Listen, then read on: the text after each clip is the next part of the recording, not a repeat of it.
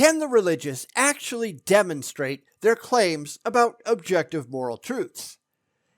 Yeah, I wouldn't be holding my breath in that if I was you. Yet this is one of the claims that gets made as though it's self-evidently true, and that's simply not the case. It's not true until you can demonstrate that it is true, and I don't think we're going to see a lot of credible demonstration today, do you? But let's be fair and find out.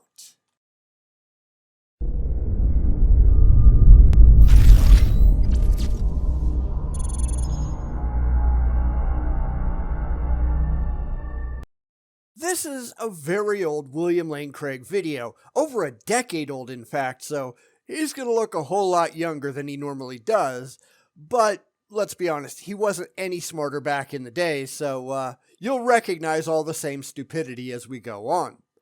At one of his old Q&A sessions, somebody asks him about objective morality and how to prove it to a skeptic, and as I think we all suspect, Craig picks up his toys and just runs back home because he can't actually handle a question like that honestly with any kind of integrity. Because Craig has an agenda and a paying audience to fleece. Because what else is new? I'm going to do a couple of videos in this vein because, hey, why the hell not? Just to see if any apologist can actually defend their ideas on objective morality intelligently. And if you see any more out there that you think I should do as part of this mini-series, by all means, send it my way and I'll take a look.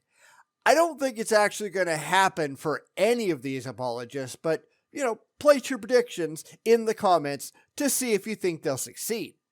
Now, let's see how well he fares. And I predict right off the bat that it won't be well at all. Your question, sir. Hi, well, to do with the moral question as well.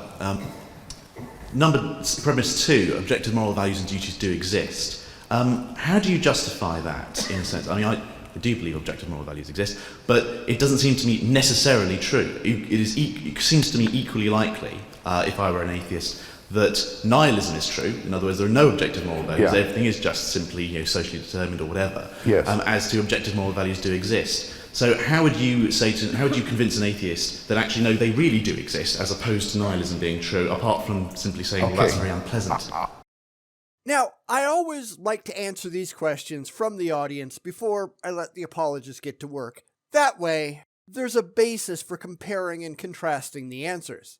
Now, keep in mind, I haven't seen what Craig will say in this instance, although I've seen so much of his stuff over the years, it's really hard not to guess what he might say, so it's probably not fair to pretend that I'm going into this completely blind. But anyhow, here's my view. There is no evidence at all, period, for any kind of objective morality whatsoever. Keep in mind that, by the definition of the words being used, objective refers to things that are, by their very nature, mind-independent. It doesn't matter what anybody's opinion of any of this stuff is. That would make the moral views inherently subjective, and that also includes any God. If morals are, as I suspect Craig will say, the product of God's mind, then they by definition can't be objective. They might be beyond humanity, but that doesn't make them objective. They're just God's subjective opinions, and I don't find that remotely impressive. It brings up all sorts of problems, like the Youre dilemma, and I've yet to see a satisfactory answer from the religious. So, let's see what Dr. Craig has to say on the matter, because I don't think it's going to be impressive.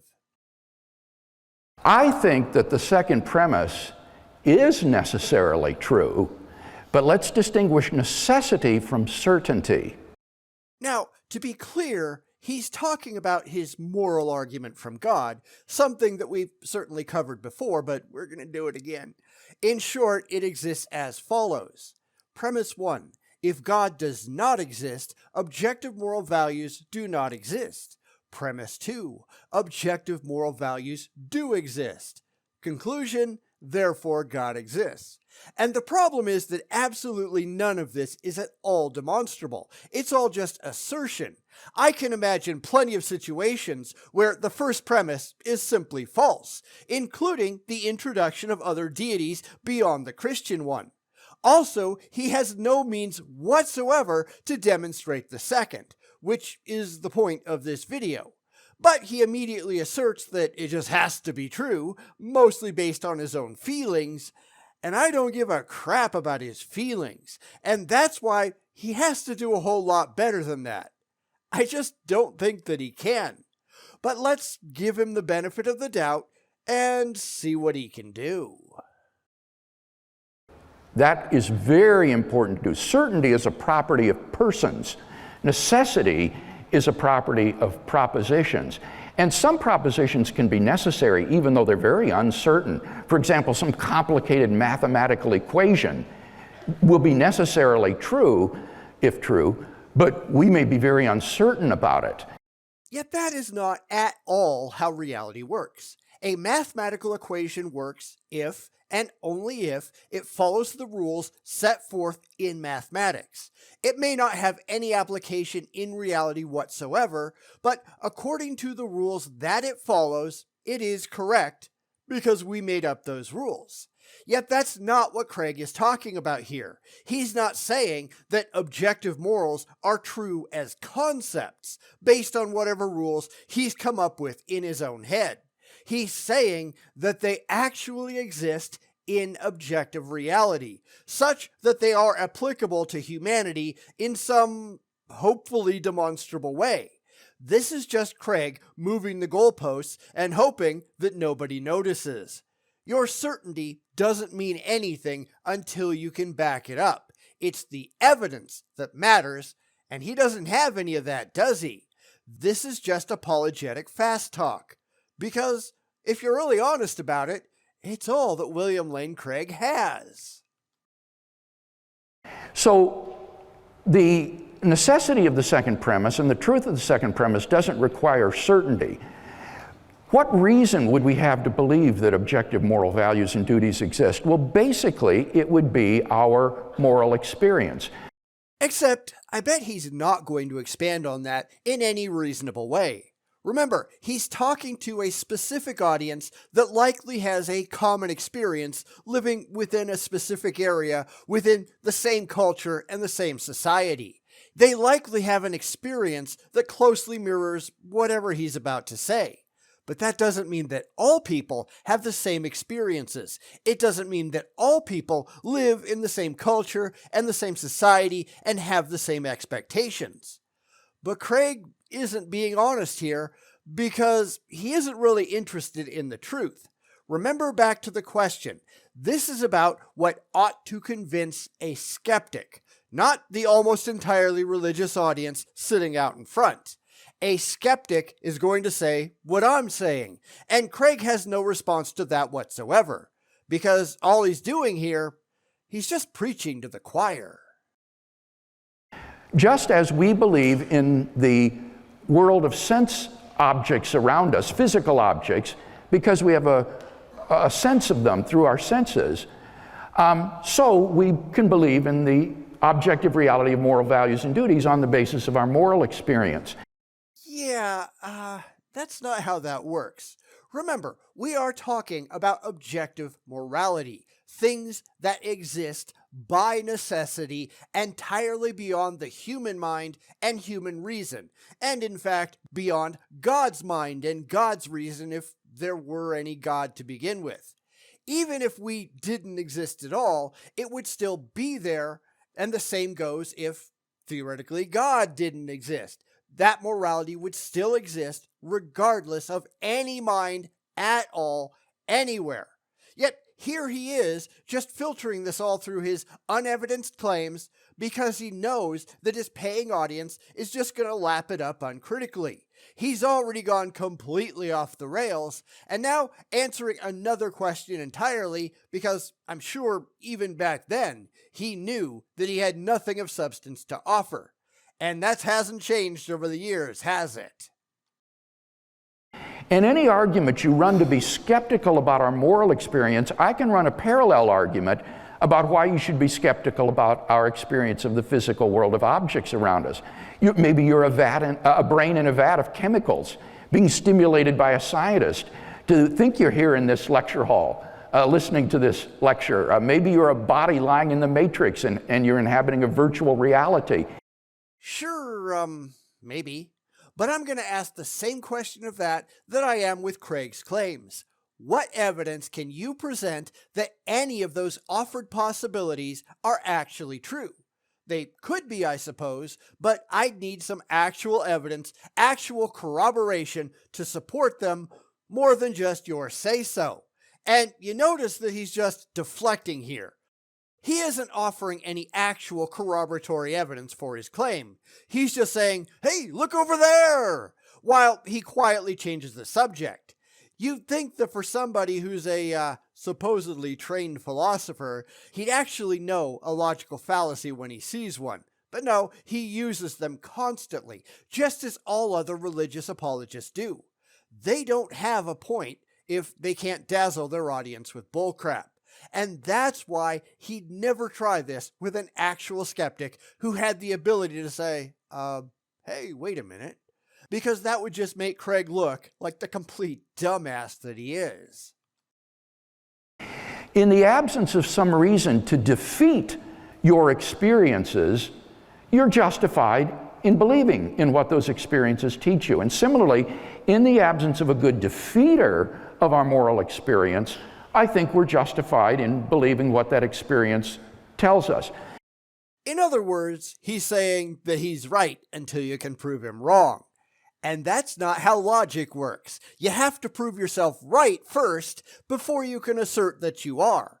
And I know what he'd say. He'd just try to change the subject and shift the burden of proof. Well, you can't prove it either. Yeah, true, maybe not. But that doesn't remove your obligation to back up your own claims. Just because somebody else can't do it, that doesn't mean that you don't have to. And this kind of thing happens all the time. People so busy pointing out the specks in someone else's eye that they fail to take notice of the massive log in their own.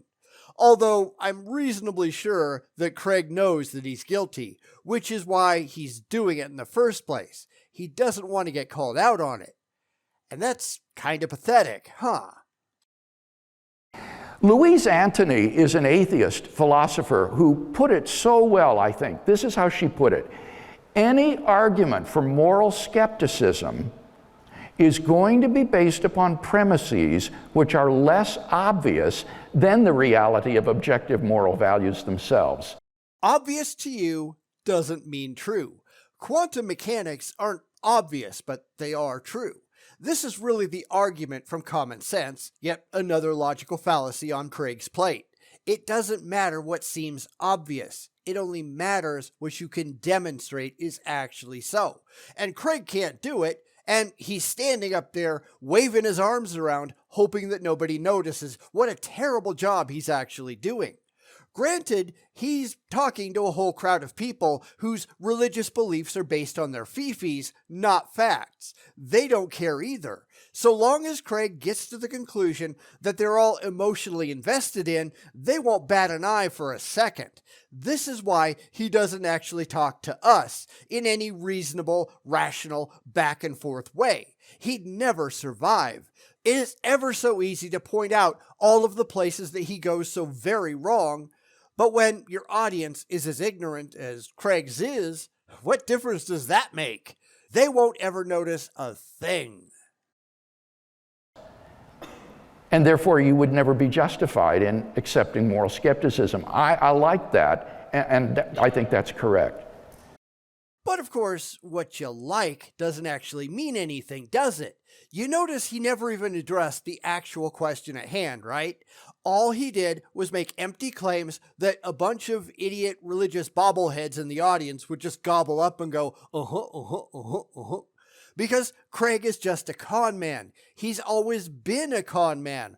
All he cares about is keeping his meal ticket happy, and if he has to lie to them and engage in spurious logic, if you can even call it that, That's fine with him. He'll do it in a second.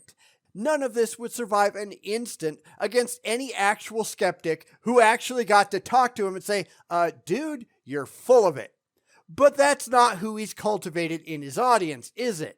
No, those are the gullible morons with the fat wallets who have come to hear a comforting message that they happen to like. This whole thing is simple. How do you convince a skeptic? With evidence. That's the only way. What does Craig have absolutely none of? Evidence. It's really not that hard to see. I think you'll notice as we go on with these apologist idiots doing the assuming about objective morality that they're all doing the same thing. They're assuming the things that they believe are true because they believe them. That's how it works. Around and around and around they go because the only thing they care about is comfort, not fact. Well, it feels good to me. Well, screw you. You and your childish feelings can just go back and play in the sandbox where they belong. Come back when you know how to be a rational, critical thinking, evidence-based adult. Because I have a feeling we would never see any of them ever again. And wouldn't that be a wonderful thing? Bum